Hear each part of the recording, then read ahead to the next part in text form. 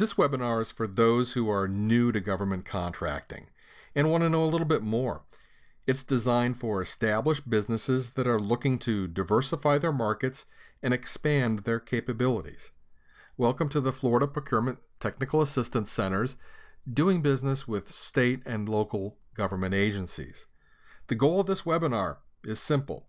It's to provide you a firm foundation of information and to prepare you for your first meeting with your local PTAC, so that first meeting is productive for you and ultimately leads to your growth and success in government contracting.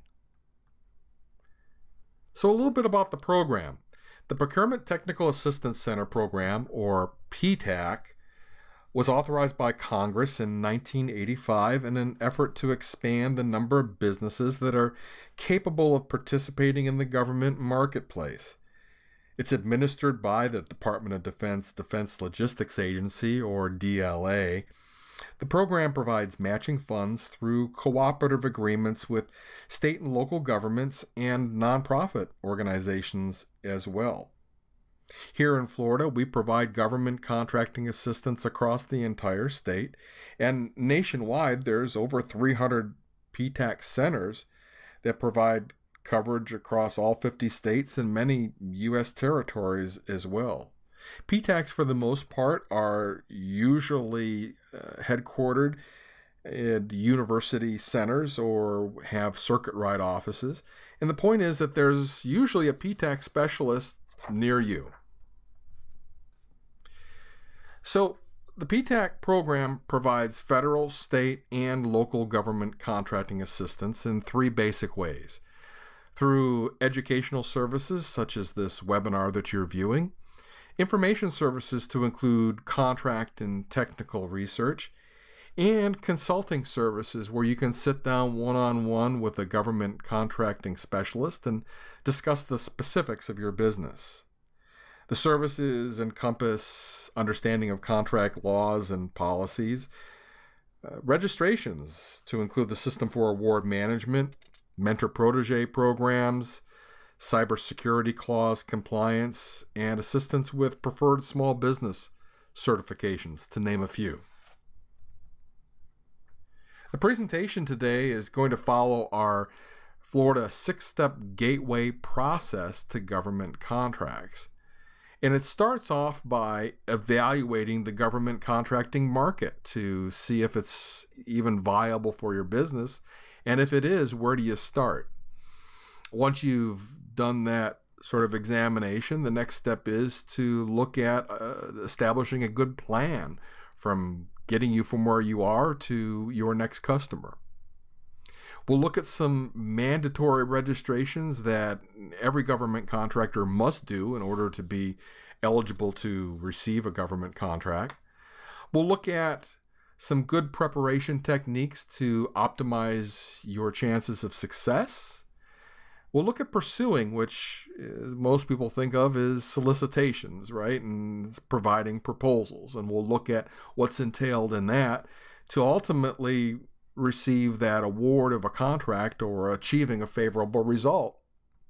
So let's start off with some good techniques for evaluating the state and local market for your business. Now, this is more typically referred to as a SLED market, state, local, and educational institutions. And oftentimes when people think of government contracting, they actually think of the federal government. However, this is often overlooked in the local markets, which oftentimes is where a lot of companies that are just getting their start in government contracting start in their own backyard, and that's with their state and local agencies. And just to draw a comparison, the federal agencies number around 400. SLED markets, 150,000 agencies across the United States. Just here in Florida alone, we have over 3,500 agencies, bureaus, departments, and offices. So in comparison, the SLED market is much larger in its potential customer base. In spending, the same holds true, that in the federal arena, generally about $500 billion in federal spending. In the SLED market, $2.5 trillion in contract spending each year. So it is a sizable market cumulatively. Now, the similarities between the federal and state contracting is that they're both governed by a lot of regulations and acquisition laws. And that's just a reality of doing business in the government market sector. We'll be exploring some of the details of that as well. But again, many contractors, many small business contractors find their best chances of success, and their first contract is often with a local agency. So where do you start? Where's the best place to start? Well, we recommend starting at the end, looking at the end game, looking at the customer that you want to do business with. And of course, that just begs the question of, well, who's buying what I sell? Excellent question. A good question to address with your PTAC specialist, but you have a tool and resource right in front of you that can help you find those answers. And that's the internet. And by starting off with your search engine, such as Google, Bing, Yahoo, or whatever you use, and a little common sense of who's buying what I sell. So, for example, if you sell law enforcement products, then you may want to look at law enforcement agencies. If you sell healthcare related products, you may want to look at state nursing facilities or perhaps even the VA. So start by opening up your search engine and typing in how to do business with, and then of course fill in the blank with whatever agency you think may or may not be buying what you offer. So for example, if I was interested in doing business with, say, the University of North Florida, I may want to type in how to do business with UNF.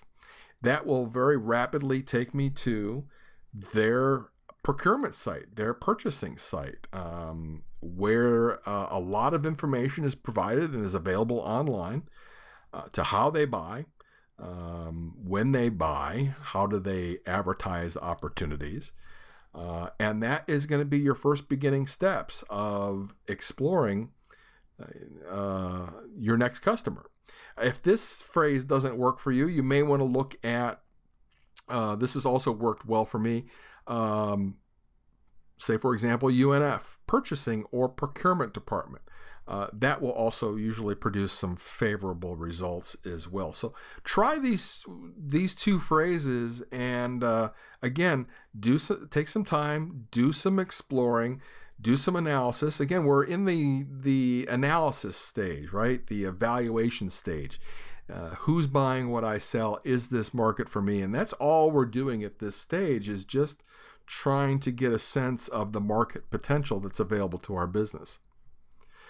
So once you arrive at those sites, once you've identified who that potential customer is, one of the things that we highly recommend is download one of their solicitations. Now, this could take many forms. It could be an invitation to bid, a request for quote or qualifications, or RFQ, an RFP, which is request for proposal, or an ITN, an invitation to negotiate.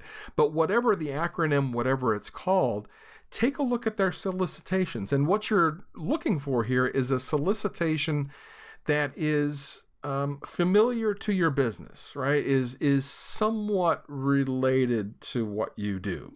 So if you provide, say, facilities maintenance, you certainly don't want to be looking at an IT opportunity, but if you could keep it within the janitorial, construction realm, that kind of basic idea, it's going to be related close enough to what you do, because again, we're just in the evaluation stage, and we want to take a look at those solicitations to get a sense of what are we going to have to do to bid on work and submit an offer to ultimately win that contract.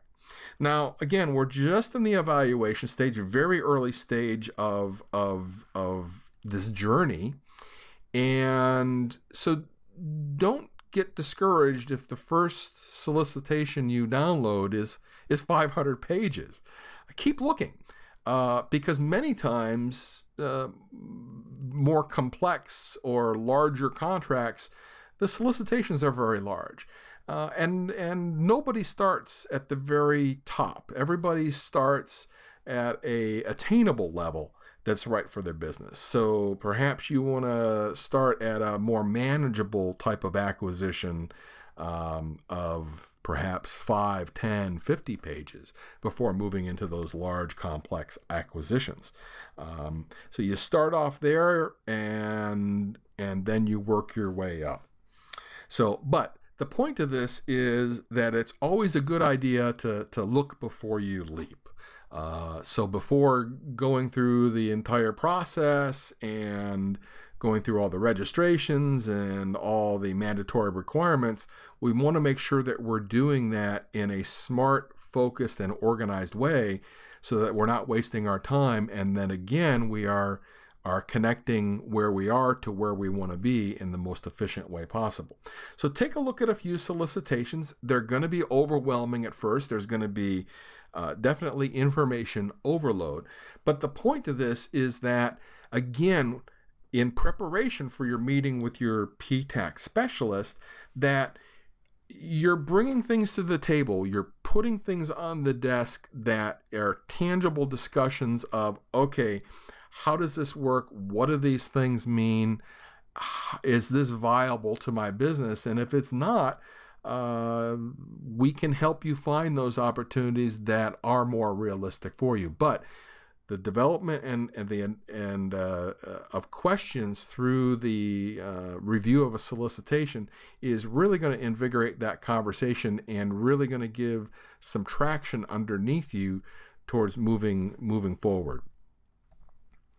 Okay, a reality of this business, as I had mentioned earlier, and that's the mandatory requirement to have an understanding of government acquisition regulations. And that is just, again, a reality of doing business with any government agency. They could be regulations, statutes, codes, depending on what sector of government you're pursuing work in, and they're all going to be different. If you're pursuing a state contract, then you will definitely be, in a state of Florida contract, you will definitely be encountering state statute Title 19 of public business. That will definitely be something that you will need to have a familiarity with. If you're doing local municipality support contracts, then many times cities and townships will have a separate set of acquisition regulations that you'll be dealing with. And you don't need to know all of them. You just need to know the ones that are applicable to the particular contract that you're going to be supporting. So how do you know? How do you know which regulations are going to be in force? Going back to that solicitation, there are numerous references in those solicitations to the regulations that are governed over that contract. That's where you start. Many of those will be identified there. Now, government acquisition regulations are something that are very, very important, but as small business owners, we need to be good at a lot of things, but we can't be experts at everything. And government acquisition regulations are one of those things. I compare it to having an expertise with, say, accounting topics. Now, as a small business owner, we need to have an understanding of how to read our profit and loss statement. We need to have an understanding of the analysis of the overall financial health and position of our company. However, that doesn't mean that we need to be a certified public accountants or have that level of expertise. The same holds true with government acquisition regulations. We need to have a familiarity with them. We need to have a basic understanding of them, but we also need to have relationships built with experts in these subject areas. And oftentimes your PTAC specialist can provide assistance with this. Many times we're going to recommend that you have a relationship built with an attorney or a legal expert who has a specialty in these areas. so that there's somebody you can turn to for asking the details and getting the in-depth understanding and analysis that you sometimes need. So, but this is an area, again, that you definitely want to familiarize yourself with. In addition, as part of this analysis and looking at the potential of the market and what's right for you, attending workshops is always a great idea, like the one that you're listening to today, which is great. It's a great first step, but there are many more educational opportunities that are available to you, not only through the PTAC program, but also through the national organization, the APTAC, which is our national APTAC program. Also, many other PTACs around the country offer on-demand webinars. I would encourage you to explore those. Georgia Tech offers some great opportunities. North Carolina PTAC, the Washington State PTAC also publishes some very good online webinars. The SBA, or Small Business Administration, also offers an online classroom of on-demand webinars. It would encourage you to review those as well. Here in the state of Florida, My Florida Marketplace University is available as well. And there are links below that contain all the URLs for the resources that I'm mentioning here. Vendor orientations are also a very good way to look ahead, to look at what you're going to be encountering and being required to do to be a government vendor.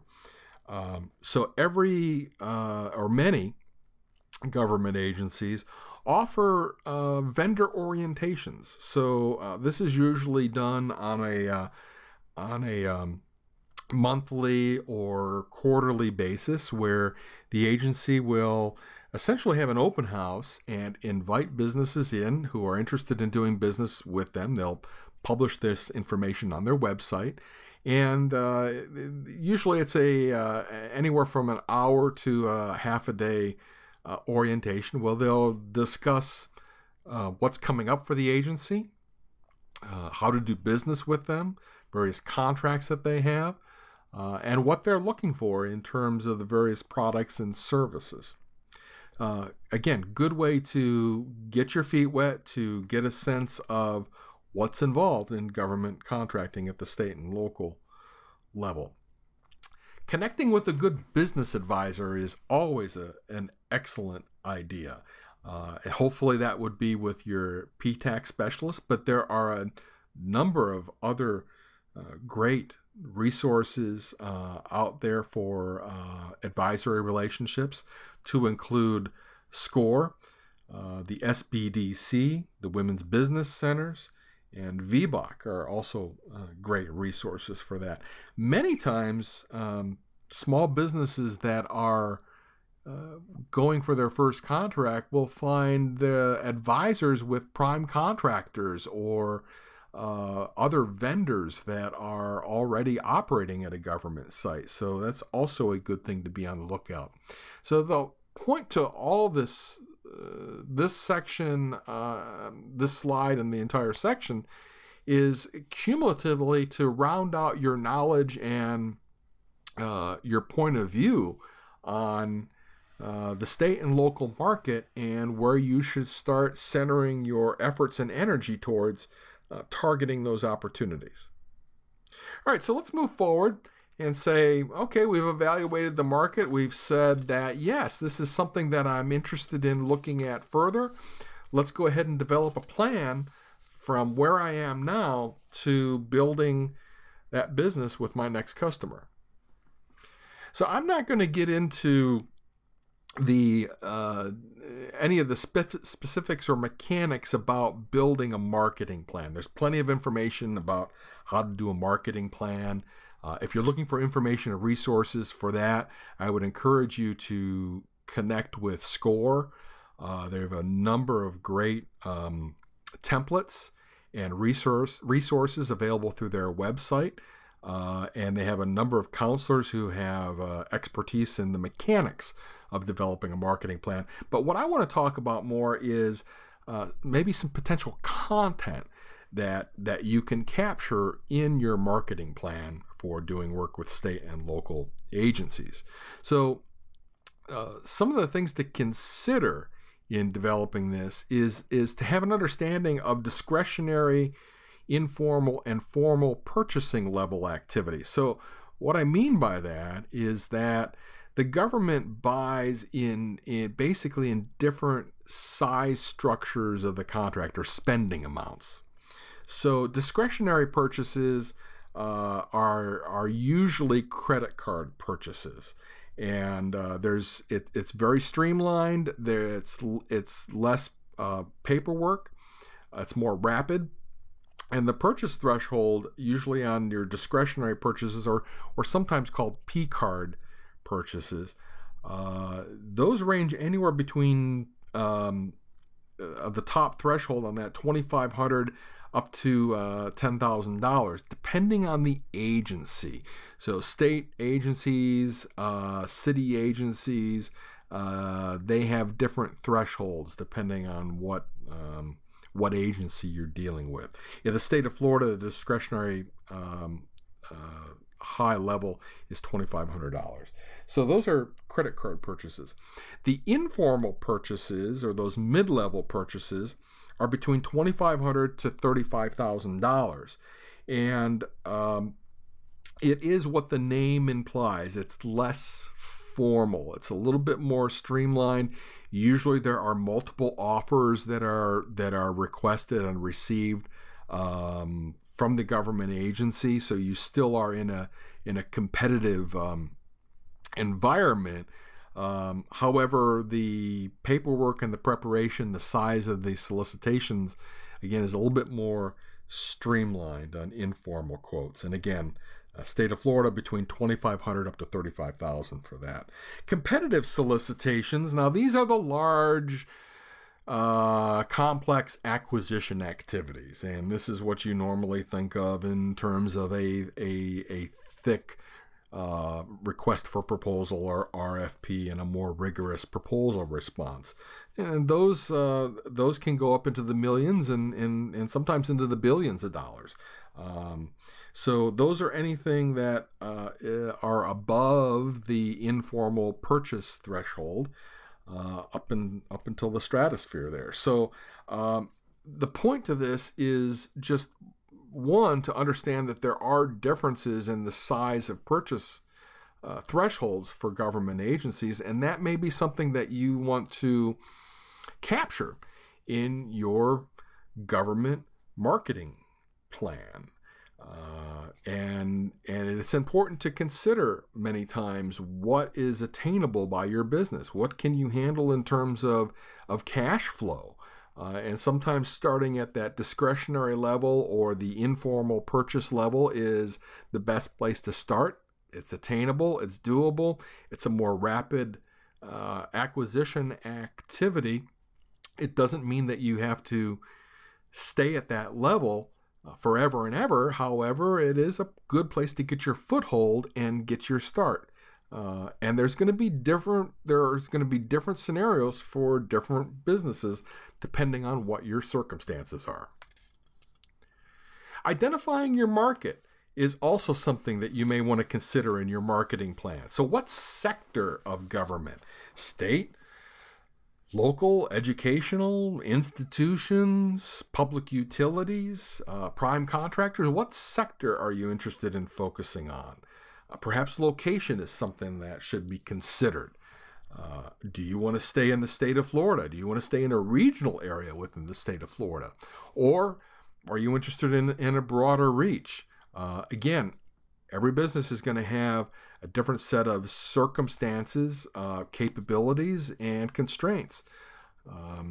For some businesses, it's difficult to operate and service a customer that is 2 time zones away. Other businesses need to stay closer to their home office. So whatever those capabilities and constraints are, it's important to consider that in your marketing plan. And then, of course, requirements. What does the contract require, and what are your capabilities? And so these are just a few ideas, but the point is to be thinking about really identifying what is a viable market to your business, and then focusing on it. And again, going back to just the size of the SLED market, it's so large. There are so many potential customers. To try to pursue everything is really ineffective. So the importance of focusing in on those customers that are viable to you, it really targets your energies and your efforts in who you're going to be pursuing work with. So piggybacking is also something that you may want to consider as part of your marketing plan. And the idea of piggybacking is that it permits state of Florida or associated agencies or entities with the state to piggyback off of other contracts. So as long as the purchasing agreement was done competitively, as long as that contract was done competitively and it meets the needs of the agency, then many state entities, universities, state offices, city governments can piggyback off of other contracts. So essentially, you pursue one contract, you submit a proposal, it is accepted, you have an executed contract with that agency, and then other agencies can then utilize that contract, utilize all that paperwork that's already been done, and basically have an extension off of that contract. Now, there are some exceptions to that, and that is as long as the contract is not been awarded underneath a Consultants Competitive Negotiations Act contract. And those are typically contracts for architectural, professional engineering, landscape architecture, and surveying services, which are usually pretty large in size and scope. So as long as the contract doesn't fall into one of those categories, then piggybacking is something that is available to you with state of Florida contracts or state agencies. And again, these are just ideas that you can start to incorporate into your marketing plan. Of course, that's just the start. There's a lot more, but let's say we've developed our marketing plan for government contracting. We've identified the agencies that are buying what we offer. Now we were starting to get a sense of what are the required registrations that we're going to need to accomplish here. So this section addresses mandatory registrations that you must do. Now, before you can get started, you're going to need to start your business. Now, that is an area that typically PTAC specialists don't support. We ask that you have an established business before coming in and meeting with us. There are resource partners out there that can help you start your business, to include the SBA resource partners, such as the Small Business Development Centers, the Service Corps of Retired Executives, or SCORE, Women's Business Center, and the Veterans Business Outreach Centers all provide business startup assistance. Now, these are no-cost public resources. If you're interested in having somebody dedicated, a compensated professional, I would suggest looking at the Small Business Resource Network, or SBRN, which is a referral network of business professionals focused on helping small businesses. And that network also includes startup assistance, financial assistance, accounting assistance, and so forth. I would encourage you to visit their website, SBRN.org, and take a look at the professional services that are available to you there. But again, the SBA resource partners offer business assistance support at no cost to you as well. So the point is that before you can start doing anything in government contracting, you're going to need to have a business started first. Now, the basics that you're going to need to have in place for doing work with any state or local agency. First of all, in the state of Florida, you're going to have a valid W-9 filed with the Department of Financial Services. Although not strictly required, a federal employee identification number is strongly encouraged. So if you have anything but a sole proprietorship, you're going to have a EIN number. However, sole proprietorships aren't necessarily required. You can operate under your Social Security number. However, I highly advise against that. You will be required to provide that identification number and many registration requirements for government contracting. So I encourage my clients to go to the IRS site, and even as a sole proprietor, you can request an EIN number, and that is something that I would encourage everyone to do regardless of your business structure. Go ahead and request an EIN number. But you will need that in some form or fashion. We're doing work with the government agencies. You'll need a registration in sunbiz.org if you are a Florida-based business. You'll also want to look at any registrations that are required with the Florida Department of Business and Professional Regulations as well.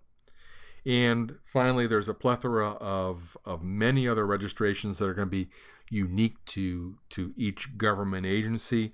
Going to that website, looking at what the requirements are, reviewing those solicitations, that's where you're going to find a lot of those answers. And again, the PTAC program can help you with that. So starting off, let's say we have our basic business registrations accomplished, and now we want to get into the specifics of what do we need in terms of doing work with those agencies. The first thing is you're going to need to identify what your business codes are. Now, primarily in Florida, there's two types of codes that you frequently will encounter. Either the UNSPSC codes or United Nations Standard Products and Services Classification codes, which are generally associated with state contracting, or at the city or municipal level, you're going to frequently encounter NIGP or National Institute of Governmental Purchasing codes. Now, even though the codings are different, the basic theory is the same. And that is they are a alphanumeric or numeric association with a product or service. So what do I mean by that? Well, best way I can explain it is through an example. So let's say that you provide landscaping services. Now, the government has a need for that. Now, what do you call that? How do you advertise that? Do you call it grass cutting, mowing, lawn care, landscaping? There are a whole myriad of terms and terminology that you could apply to that activity. Well, that's not an efficient way for the government to operate. So the solution is to apply a numeric code to a product or service. And that's an efficient way for the government to classify that purchase, to advertise that purchase, and to locate vendors who are capable of providing that service as well.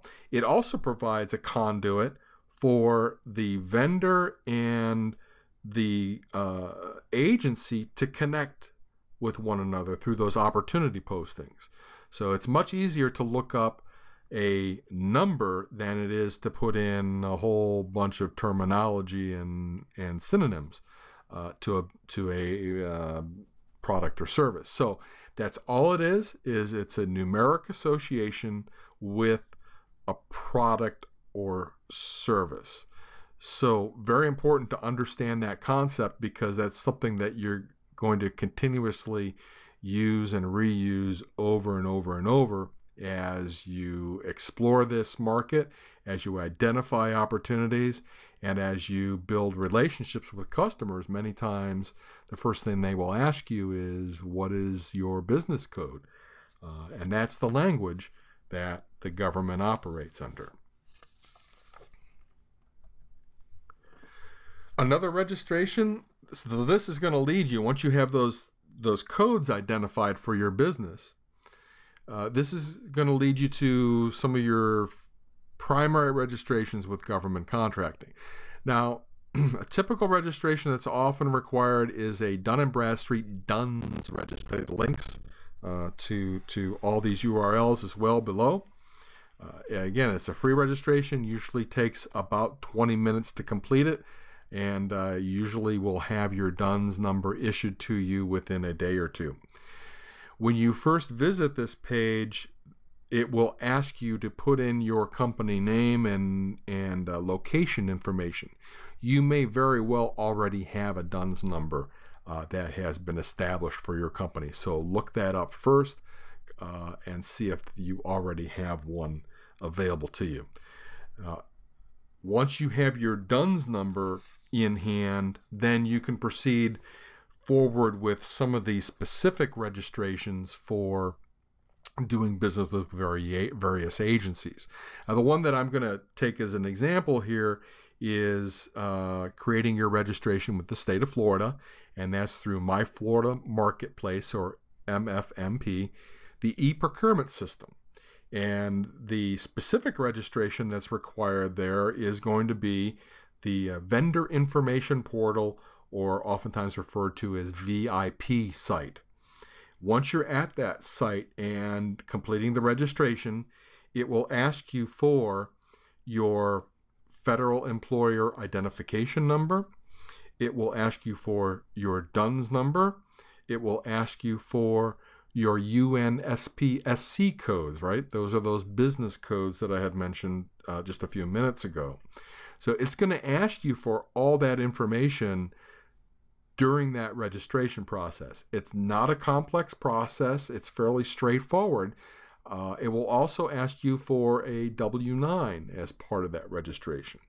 If you need assistance completing that registration, please connect with your local PTAC specialist. We can help you in completing that registration, and doing it correctly is an important point to stress there. Many other local entity registrations. I've just been referring to Florida.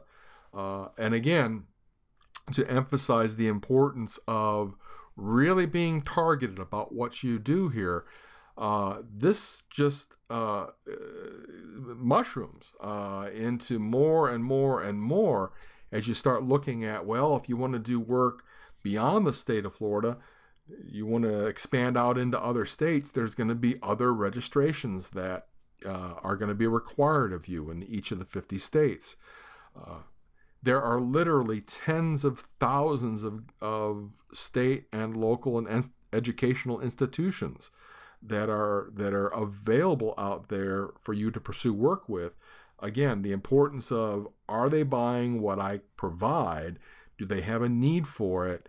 And is it a viable client to me? And being focused about which registrations you're completing and leading you to that first government customer. We don't want to spend all day long completing registrations. We want to be operating contracts is the ultimate goal here. So the efficient way of getting there is the best way of getting there. The SLED markets are enormous, so that focus is very, very important. All right, so we've taken a look at the markets. We've said, yes, this is something we want to do. We've got a good plan of action put together. We've got our registrations accomplished.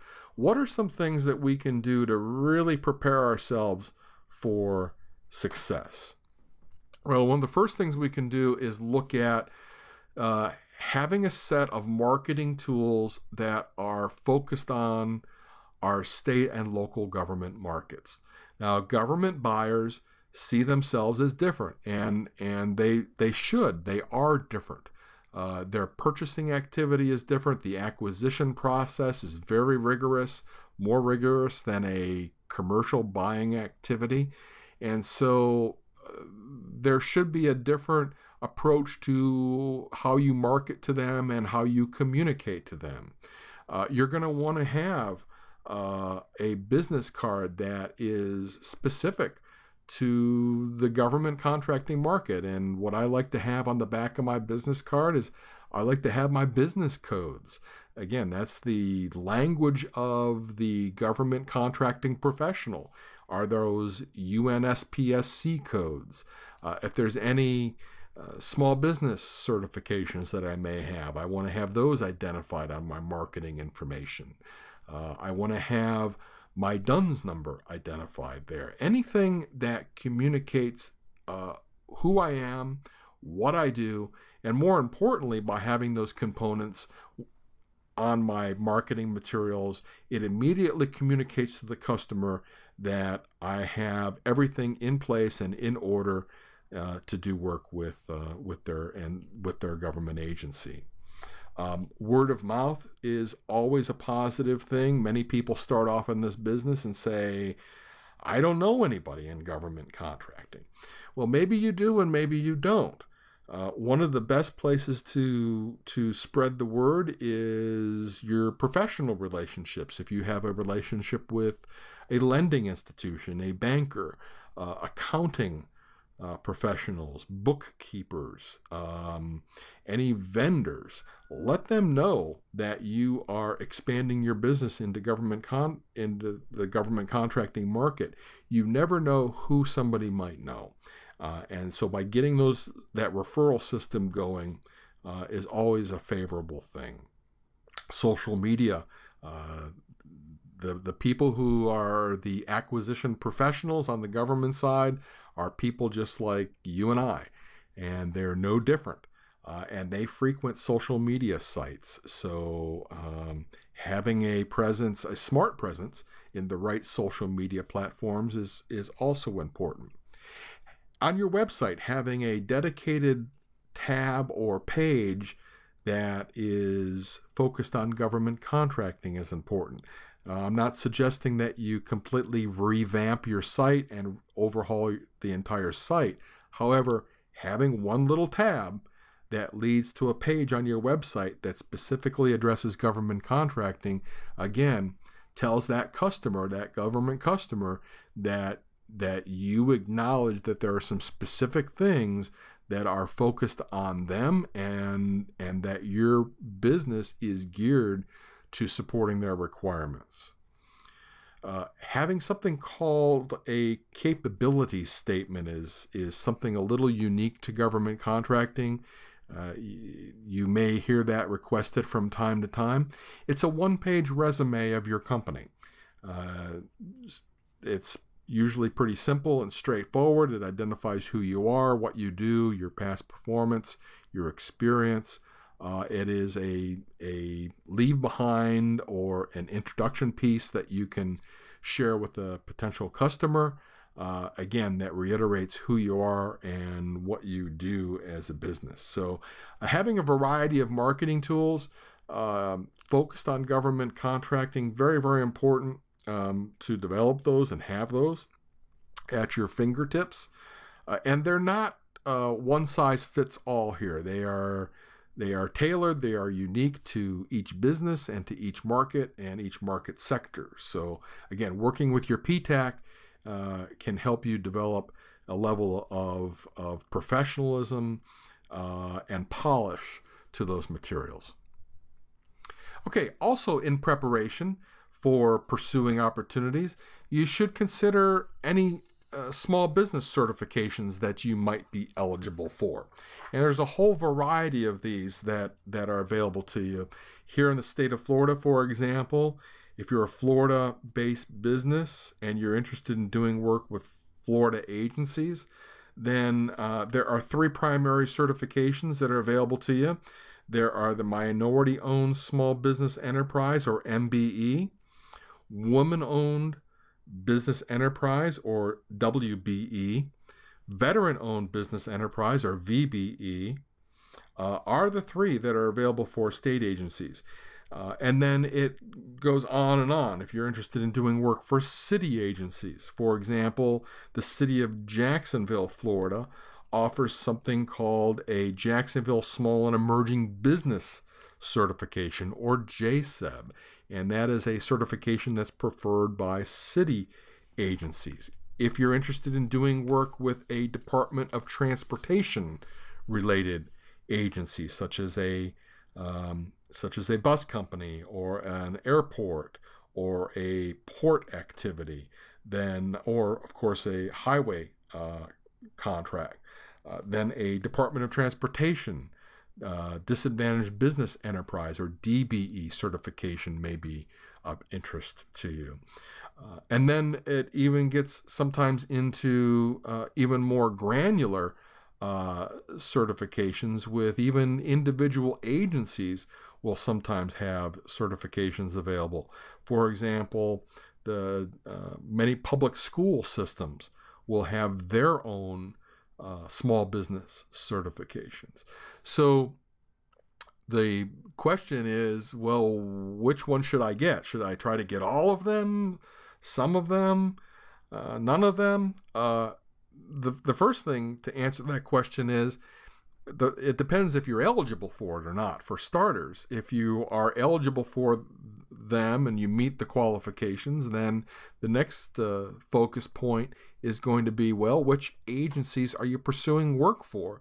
Because if you only want to obtain and secure those certifications that are applicable to the agencies that you're doing work with or pursuing work with. So it doesn't make a whole lot of sense to go out and get every certification across all 50 states when you're only going to be doing work with, say, your local school system.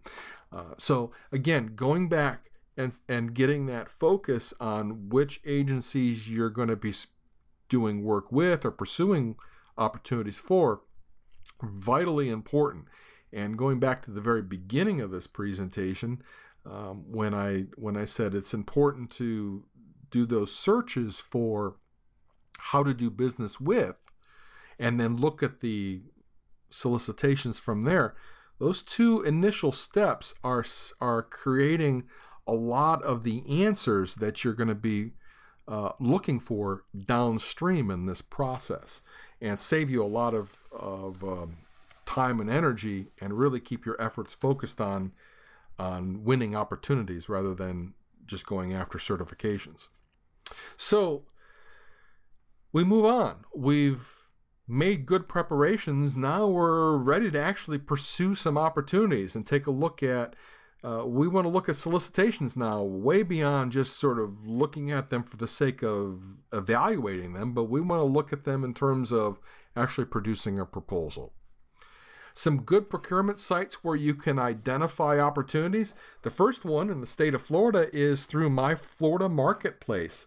When you do complete your registration through the Vendor Information Portal, or VIP site, you're automatically going to start receiving opportunities through My Florida Marketplace. But there are also opportunities that are available through that site so that you can query the system yourself. Earlier I had mentioned My Florida Marketplace University. That was in the early stages of evaluation. That was something that you could do to help evaluate your pathway. And that activity is more than just evaluation, but ultimately at this stage, now you've prepared yourself for how to utilize that site, how to research opportunities, how to find contracts, and ultimately identify things that are viable for your business. So here's where you start sort of assembling the puzzle pieces of this entire picture. And those earlier steps that you made actually are very, very productive in the later stages here. Now, My Florida Marketplace is just one potential opportunity for state and local opportunities. Each city, town, village may run its own separate procurement platform. Many public utilities will publicize their opportunities on their websites. Public institutions like colleges and universities, and even prime contractors will publish opportunities through their website. And again, going back to some of the previous initial preparations are going to provide many of the answers and resources for what you're looking for here. And again, meeting with your PTAC specialist, these are good questions to bring to the table on that first meeting. Where are there opportunities specifically for my business? Here's what I've done so far. Here's what I've found so far. Here's some of the difficulties that I've encountered. All good things to bring to that first meeting, and your PTAC specialist can provide a demonstration. They can bring up sites for you. They can walk you through the mechanics and the strategy of the process as well. There are many, many, many other procurement sites. There are over 3,500 different procurement sites just in the state of Florida alone. And it's very easy to get lost in the noise. So be focused about it. Some good sites to look at, though, initially, you may encounter something called Demand Star. And that is actually a public-private partnership service. And what it is it's a commercial service for publicizing acquisition opportunities. They offer a free access option. They also offer a subscription fee-based option as well. I would encourage you to look at that. But many smaller municipalities, counties, cities, school systems will actually utilize that site because they do not have the resources to field a large, robust online procurement system. So they contract with companies like Demand Star to take care of the mechanics of publicizing procurement opportunities. So that may be something that you may need to familiarize yourself, again, depending on what agency you're pursuing work with. USA Bid is also a good jumping point for opportunities, and that's available through Outreach Systems. I've provided a link to that below as well. And USA Gov is also a good site for looking at opportunities that are across the country with state and local government entities. So now that we've identified opportunities, we've downloaded a few solicitations, we're focused in on what acquisitions we are competitively viable on, we're going to have to submit an offer. That is a reality of doing business with any government agency. So again, this is a little bit of a repeat from the earlier slide, but now we're actually in the mode of submitting an offer.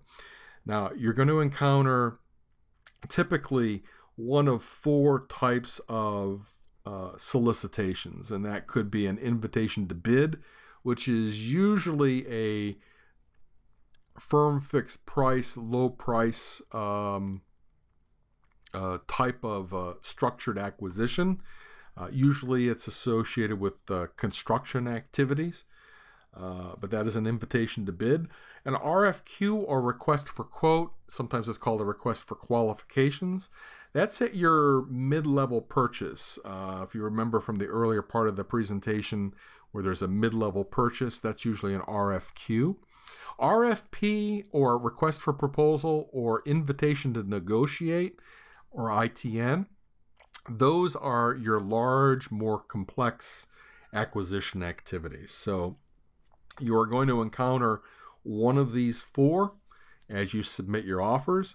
Again, this is an area where your PTAC specialist can help walk you through the bid and proposal process.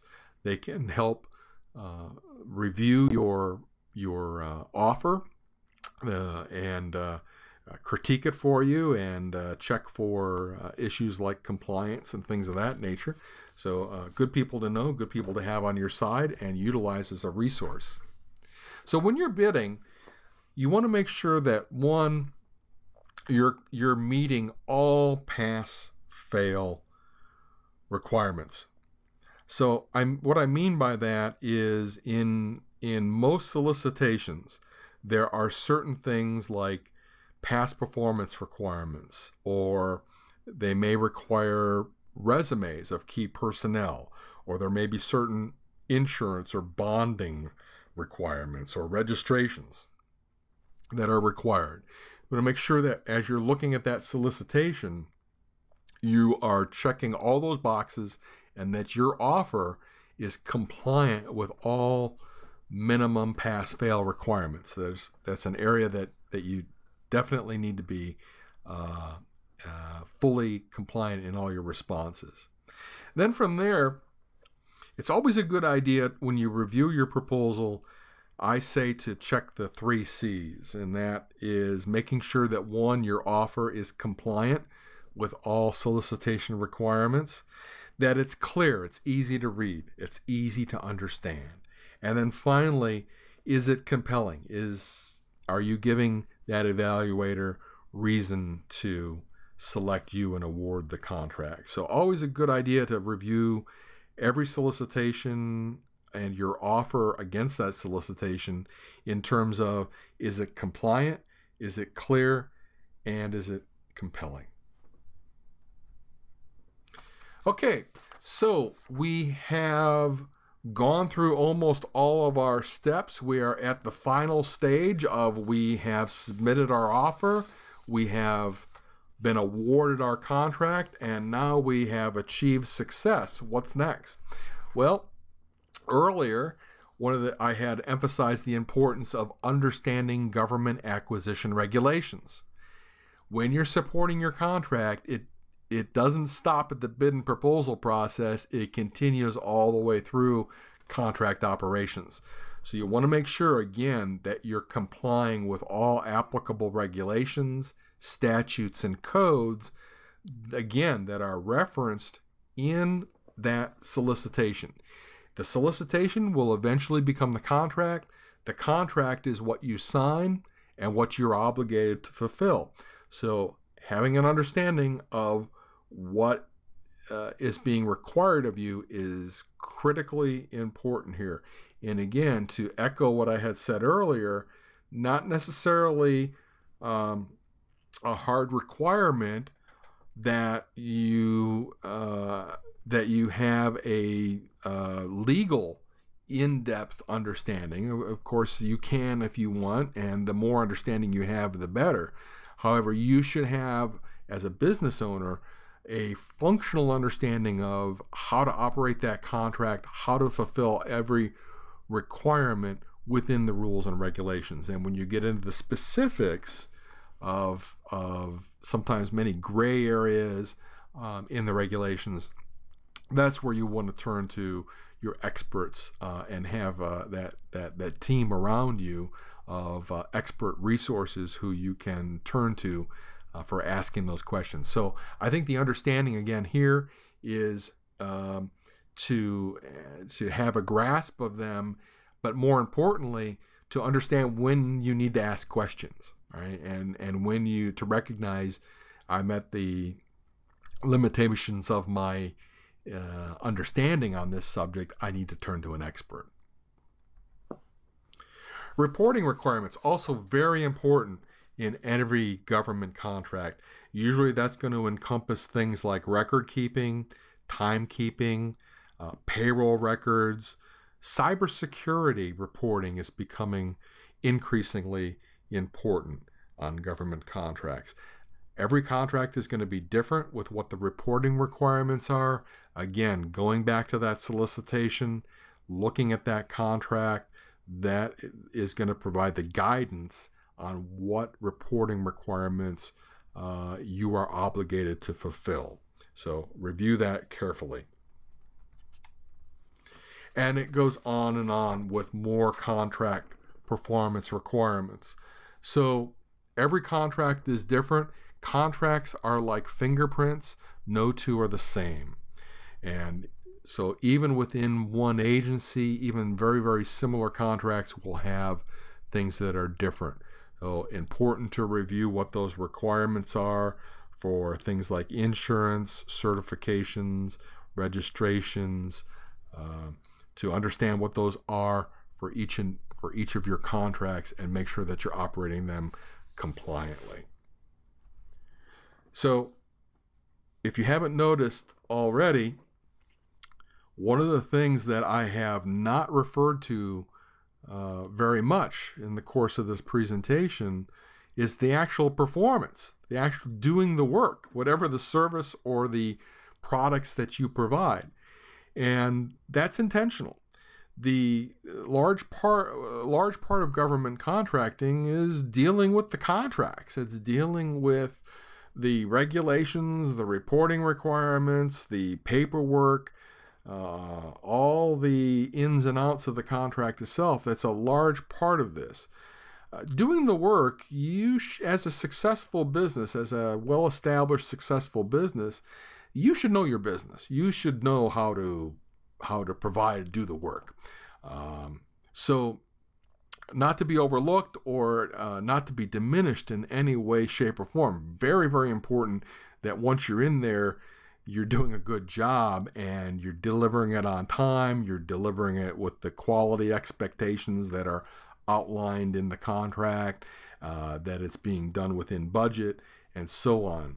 You're meeting the objectives, the requirements of the contract. Very, very important to obviously fulfill all that in concert with meeting the contract requirements, the reporting, the contractual obligations, and all of those things as well. The two of them need to be done in unison, and they need to be done correctly and to the best of your abilities in order to be a long-term success in this business and to ultimately lead to growth. Both of those things need to be done well. So that we're winding down towards the end of this. I want to emphasize a couple things here. One, I want to congratulate you on lasting this long. The other thing is that I want to also emphasize that there was nothing that was addressed during the course of this presentation today that the Florida Procurement Technical Assistance Center cannot help you with. Everything, every topic, every strategy, every technical subject are areas that we can help you with in the pursuit of state and local government contracts. So whether you're a prime contractor or a subcontractor, whether you're a large business or small business, if you're interested in doing work with the government, I would encourage you to reach out and connect with your local PTAC. The PTACs can be found at this website address, www.fptac.org. That's the state site. Some things that you can do to prepare for your first meeting with your PTAC specialist. Would definitely encourage you to identify an agency that is potentially buying what you provide. So doing that search of how to do business with, and then fill in the blank. Download a solicitation from that agency. Take a look at it. It's going to be overwhelming. It's going to be, if you've never looked at one, it's going to be very foreign to you at first, but that's okay. Take a look. Download one. Bring that to the table. Bring your questions. Is the number one thing that you can do for preparing with your first meeting for your PTAC specialist. Bring those questions to the table and prepare for it. Go through the steps in this webinar. Review them again. You may want to fast forward through some of these sections. Take a look at the links below. But do a little bit of homework. before you go in and visit. It will make that first meeting productive for you. It will make it focused for you, and it will provide you some traction for moving forward. Please visit us online, again, at fptac.org. This Procurement Technical Assistance Center, or PTAC, is funded in part through a cooperative agreement with the Defense Logistics Agency. I thank you for your time. Have a wonderful day.